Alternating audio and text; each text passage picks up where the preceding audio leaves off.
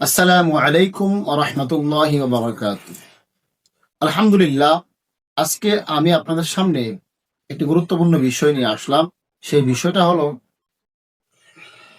যে নিজের সন্তানদেরকে সর্বদা লক্ষ্য রাখা চাই। সে কি করছে, কোথায় কি করছে, কার সাথে চ্যাটিং করছে, কার সাথে খারাপ আছে, আমরা লক্ষ্য করি না।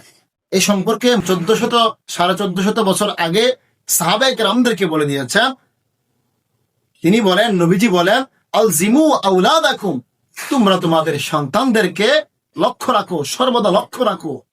তারা কোথায় কি করে, কোথায় সময় কাটাচ্ছে, মোবাইলে সময় কাটাচ্ছে, নাকি খারাপ অসৎ পথে সময় কাটাচ্ছে, নাকি গাঁজা খাচ্ছে, নাকি সে ইয়াবা খাচ্ছে, নাকি সমাজের মাঝে বিভিন্ন খারাপ কাজ চুরি চামারি করতেছে।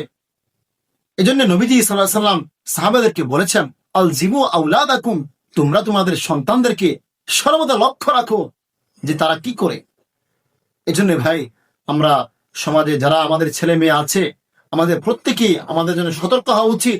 আমার ছেলে কি করছে, আমার ছেলে আমার মেয়ে কি করছে, কার সাথে ফোনে কথা বলছে, কার সাথে সময় কাটাচ্ছে, কার সাথে সে দিনকে দিন চলে যাচ্ছে, সেই সোনালী সময়কে সে শেষ করে দিচ্ছে। আমরা প্রত্যেকেই এই বিষয়ে সতর্ক হব। আল্লাহ তাআলা আমাদের প্রত্যেককে এই বিষয়ে সতর্ক হওয়ার তৌফিক দান করুন। শুকর আমিন।